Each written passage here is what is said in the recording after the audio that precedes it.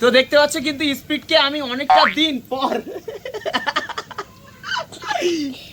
অনেকটা দিন পর বাইরে বার করেছি আর কামড়াচ্ছে। দেখো কি অবস্থা, কাছাকাছি থেকে দেখানোর চেষ্টা করো। মাল বিভৎস চালাক আর বদমাশ হয়ে গেছে।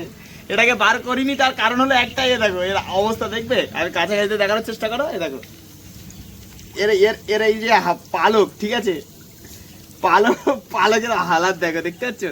এই একবারে পালক আছে, একবারে পালক নেই, ঠিক আছে। এই একবারে পালকটা ভালো আছে আর এপারে পালকটা কেটে দিয়েছে যে ক্যামেরাম্যান, সেটিই কেটেছে। আমি ক্যামেরাম্যানকে পরে দেখাচ্ছি, দাঁড়াও, ঠিক আছে। এই দেখো এপারে পালক উঠতে একটুখানি বাকি আছে, বাট আজকে একে বের করেছি শুধুমাত্র গোসল করাবো বলে। এই ছিল এর পরিস্থিতি। চলো পানিতে দেওয়ার সাথে সাথে কি হয় দেখি। আমার সচরাচর এই সম্পর্কিত অতটা জ্ঞান নেই, কিন্তু তারপরেও আমি এটাকে দেখানোর চেষ্টা করবো আপনাদেরকে। এই দেখো কি অবস্থা, আজকে গোসল করাচ্ছি একে অনেকদিন পর। উঠতে পারে না, ঠিক আছে, এখন উঠতে পারে না।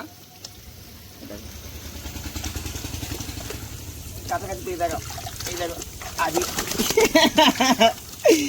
কি অবস্থা, আবার উঠে গেছে আমার কাছে আর কামড়ে নাই এখন। এই দেখো কামড়াবে, দেখবে, দেখো এই দেখো আমার কানে কামড়ে নিয়েছে, ভয় লাগছে। তো কি বলবো, সত্যি খুব ভালো, প্র্যাকটিসের মধ্যেই আছে, ও নিয়ে সমস্যা নয়। কিন্তু এই পালকের জন্য যখন পালক উঠে গেছে না, যার কারণে আর আমি আর বার করিনি এটাকে, যে বার করে বাইরে একটু ঘোরাবো ওড়াবো, কিন্তু এ তো আর উঠতে পারে না। পালকটা এই এখন ধীরে সুস্থে অনেকটা পালক উঠেছে, কিন্তু কিছুদিনের মধ্যে হয়তো আর 10-12 দিন 15 দিনের মধ্যে হয়তো সম্ভবত উঠতে পারবে, ঠিক আছে, ঠিকঠাকভাবে হয়তো উঠতে পারে।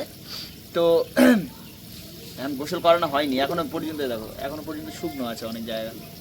চলো এই দেখো, এই দেখো কাছাকাছি নিয়ে আসো, বলো।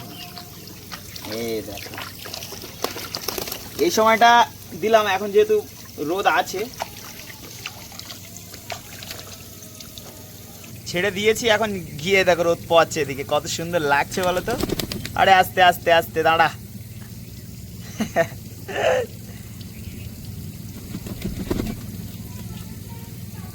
অনেকদিন পর গোসল করিয়ে দিলাম, অনেকটা দিন চলে গেছে, অনেকটা দিন পরেই কিন্তু গোসল করিয়েছি।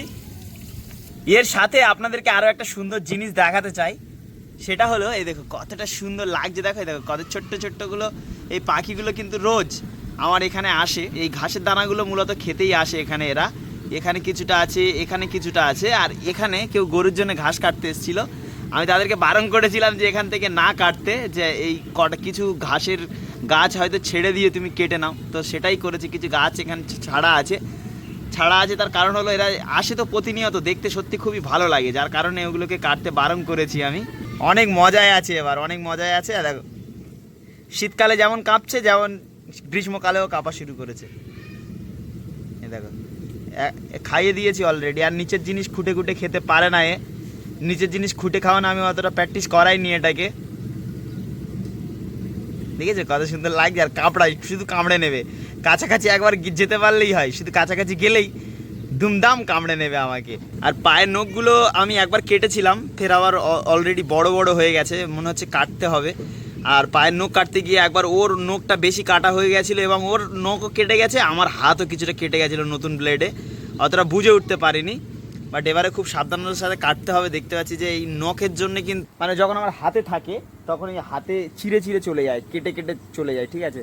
চিড়ে যাওয়ার কারণেই কিন্তু আমি ওর নখটা কেটে দিই, আর কেটে দিই খুব সাবধানতার সাথেই কাটতে হয়।